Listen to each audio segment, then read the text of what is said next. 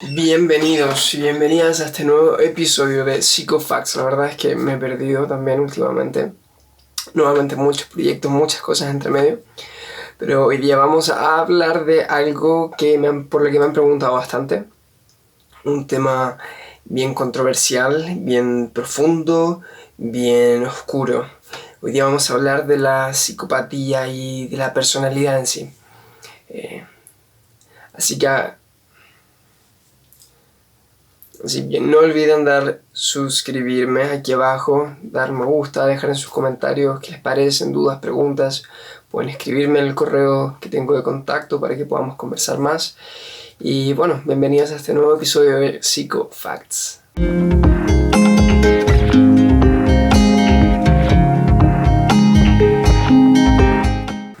Contrastando un poco con los últimos temas que hemos tenido, que han sido más del orden de la psicología organizacional, laboral, ocupacional. Hoy día vamos a hablar de un tema más bien que se orienta a lo clínico, y vamos a introducir un poquito esto hablando de la personalidad. La personalidad, que es algo de lo que uno habla constantemente, y lo usamos a diario con frases como: no, este tipo tiene mucha personalidad, o la mea perso, oye, hay que tener personalidad para hacer este tipo de cosas. Este tipo de expresiones en realidad nos cambia un poquito la noción de lo que es realmente la personalidad, a qué nos referimos en realidad cuando hablamos de personalidad. La personalidad es un conjunto de dos cosas. Es un conjunto de el temperamento y el carácter. La suma de estas dos cosas arma lo que en realidad es la personalidad de una persona. Todos tenemos personalidad, no es que alguien tenga más o menos personalidad, sino que simplemente tenemos distintas mezclas de esto que es el temperamento y del carácter. El temperamento es aquello con lo que nosotros venimos, con lo que llegamos a esta tierra. No somos tabulas rasas, no somos un producto de un espermio y un óvulo y voilà, un ser biológico igual que cualquier otro. No, hay una carga genética importante, hay cosas que ya vienen de más atrás. Tenemos una identidad muy particular y cada persona ya es distinta, incluso desde su formación intrauterina. El temperamento entonces es aquella carga genética que va a dar ciertas condiciones, que va a marcar la individualidad de un individuo desde su nacimiento. Este temperamento tiene que ver con cosas fisiológicas, con cosas psicológicas. Por ejemplo, el tamaño de la amígdala, que es lo que regula determinado tipo de emociones en el cerebro. O por ejemplo, el desarrollo de la corteza prefrontal durante el periodo embrionario, que está influenciado por el consumo de omega 3 y omega 6 por parte de las madres, etc. O la tendencia a ser más extrovertido o introvertido. Estas son cosas que de alguna manera vienen preseteadas desde la concepción. Desde la formación en el vientre, desde el nacimiento. Aquí hay un debate muy grande, pero finalmente es lo que viene con nosotros y lo que marca quiénes somos en realidad, más allá de lo que el ambiente pueda hacer o no para modificar esto. Y es allí donde entra el carácter. El carácter es toda la influencia ambiental que recibimos, ya sea de la crianza de nuestros padres, ya sea de las relaciones con nuestros amigos, ya sea experiencias de vida que nos marquen, incluso accidentes o traumas que causen modificaciones fisiológicas o incluso modificaciones en nuestra estructura psicológica. Esto es el carácter.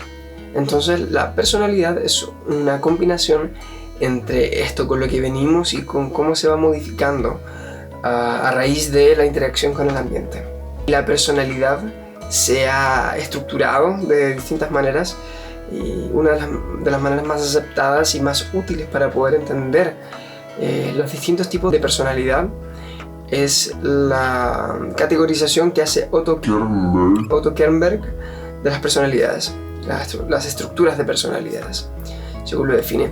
Y esto es un continuo que va avanzando desde la neurosis, que son individuos que tienen una fuerte adaptación al ambiente, una sobreadaptación al ambiente llevado al extremo, en donde si se lleva al extremo, claro, son personas más bien tímidas, que les cuesta intimar, que les cuesta formar relaciones interpersonales, que les cuesta expresar sus sentimientos, les cuesta amar, les cuesta llegar al contacto sexual, son muy culposos.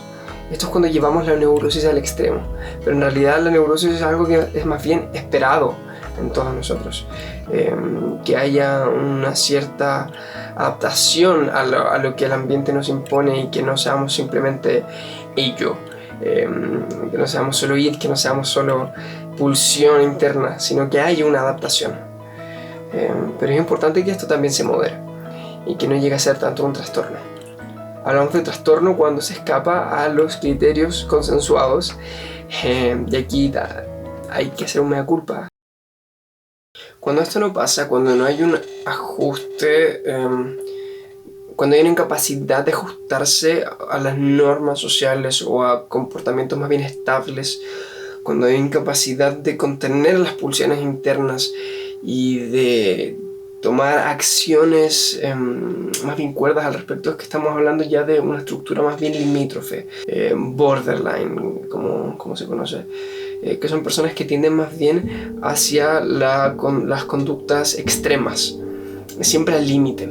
Y ahí tenemos algunas de orden superior, que son personas que tienen una función yoica aceptable, que tienen esta tendencia, pero sin embargo su funcionamiento es más bien integrado y pueden establecer relaciones interpersonales benignas, pueden mantener sus impulsos personales más bien a raya, pueden mantener sus impulsos sexuales más bien controlados, pero también hay un espectro borderline o estructura de personalidad limítrofe que es más bien inferior, que es cuando definitivamente no hay un manejo de estas cosas, que tienden a la promiscuidad sexual, que tienden al consumo de sustancias, consumo de drogas, consumo de alcohol excesivo, donde hay una difusión de la identidad. Son personas que tienen problemas de identidad tremendos, que están constantemente en búsqueda de quién soy yo, y aquí existe una alta comorbilidad, o sea, este tipo de trastornos de personalidad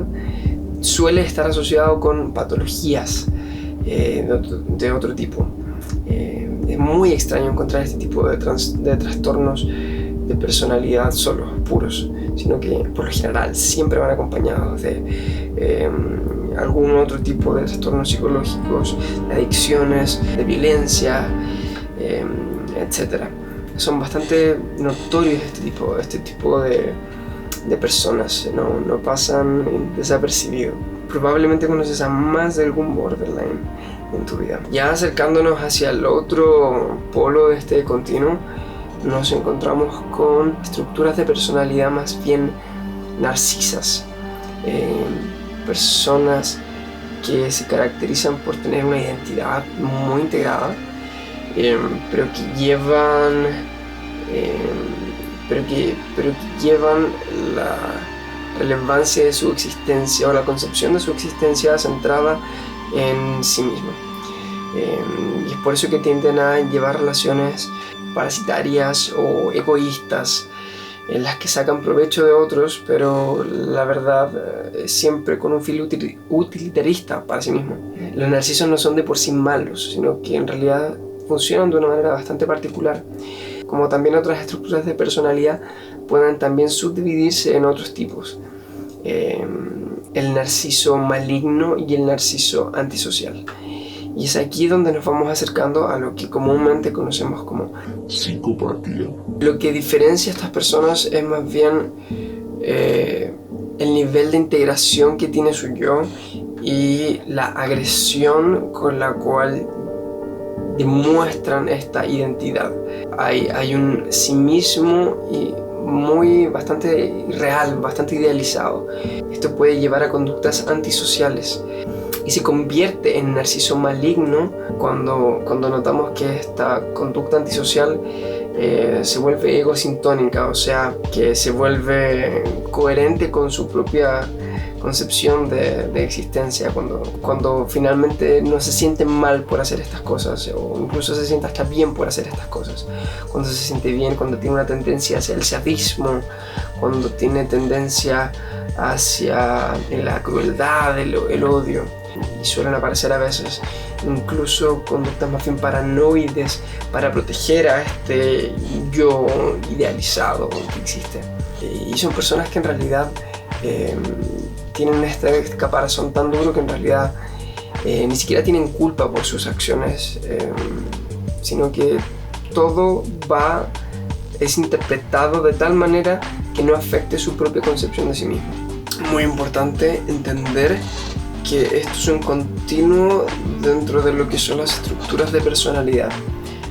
No es que necesariamente cualquier persona que se incline hacia alguna de estas descripciones tenga algún trastorno de por sí, sino que más bien todos nosotros estamos allí dentro de este continuo en algún punto. Y cuando estas características se exacerban en extremo, es que estamos hablando de un trastorno. Los trastornos de personalidad no son enfermedades, son más bien categorizaciones que les damos a ciertos conjuntos de características de la personalidad. No es en sí una patología el tener una estructura de personalidad determinada. Más bien, incluso los trastornos de personalidad vienen acompañados de patologías, pero la personalidad en sí, por más patológica que a veces pueda parecer, no es en sí una patología, una enfermedad, sino que simplemente la manera en la que se estructura, es cómo es la persona. Y esta es la razón por la que es tan difícil abordar los trastornos de personalidad, porque simplemente la persona es así. Cuando nos acercamos a las personalidades más bien narcisas, malignas, antisociales, es que ya empezamos a hablar de lo que comúnmente se conoce como una psicopatía.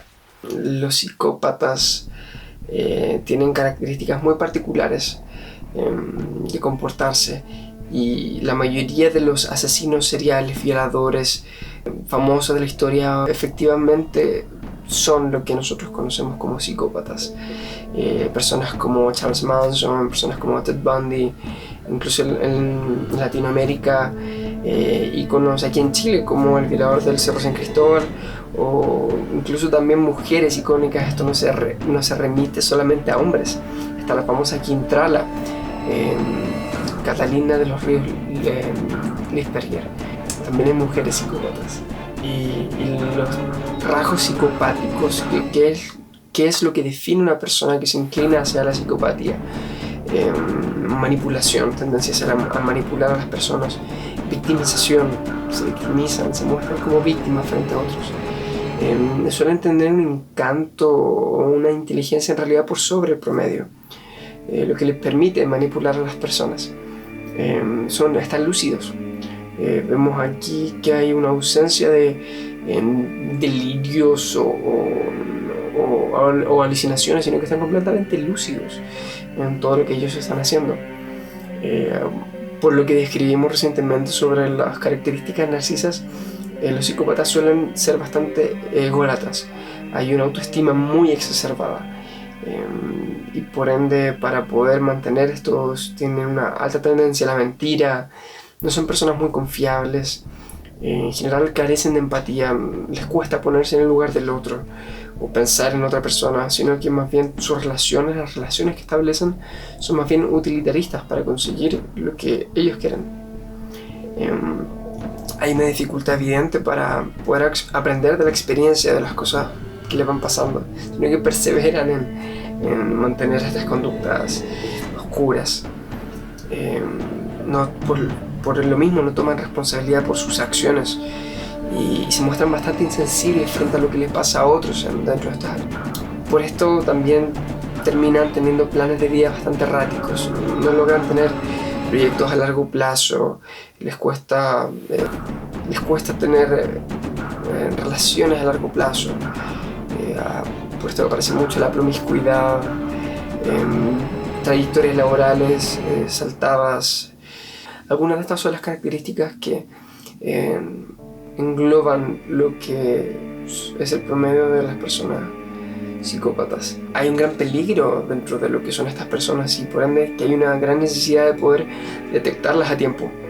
Y la literatura ha logrado establecer tres características dentro del desarrollo de la persona, que van a dar cuenta de que si se presentan estas tres cosas, probablemente esta persona va a terminar siendo un psicópata o una psicópata.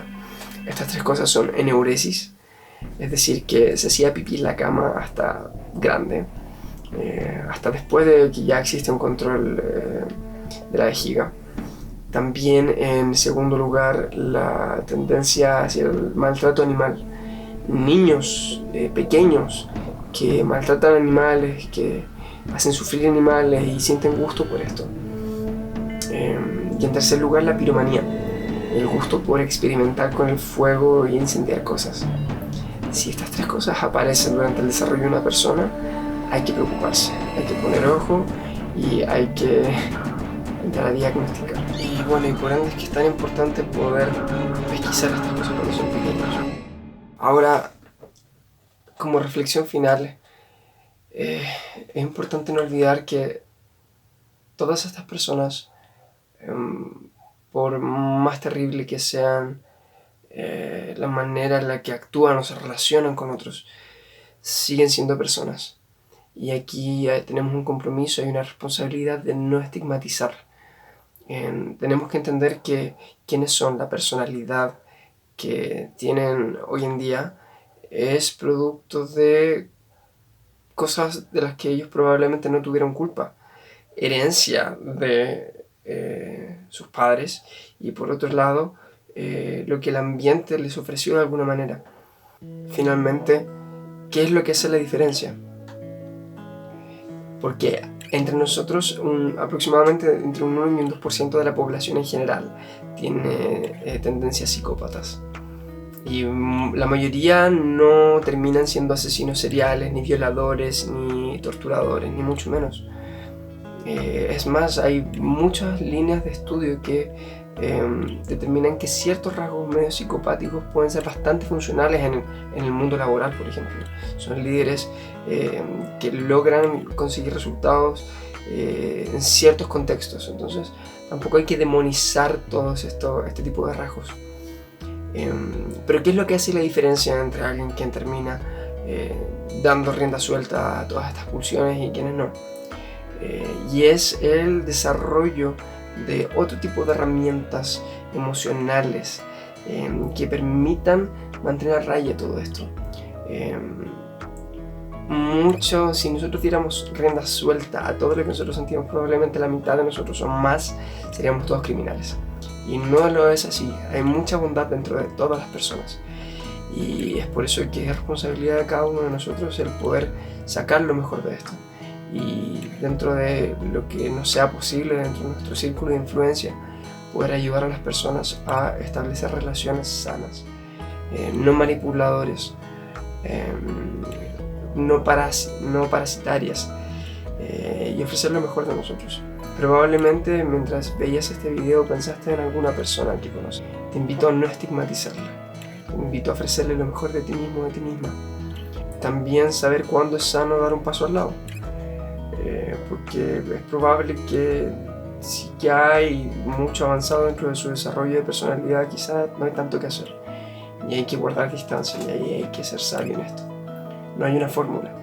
Espero que dentro de algo de este video te haya servido para poder conocer un poquito más de cómo funciona la personalidad y cuándo se convierte en algo que ya no es sano, algo que puede ser dañino para sí mismo o para otros. Si te gustó, recuerda suscribirte a este canal porque vendrán más videos con más temas interesantes. Puedes dejarme en los comentarios sugerencias sobre cosas que podríamos hablar en el futuro. También te invito a seguirme en Instagram y a dejarme un like aquí en este video. Si quisieras poder tener algún tipo de contacto un poco más directo conmigo, también te dejo el correo en el que puedes escribirme, podemos coordinar algún tipo de sesión, tanto tanto presencial como en videollamada. Esto ha sido todo por hoy. Muchas gracias por tu atención. Esto ha sido PsychoFacts.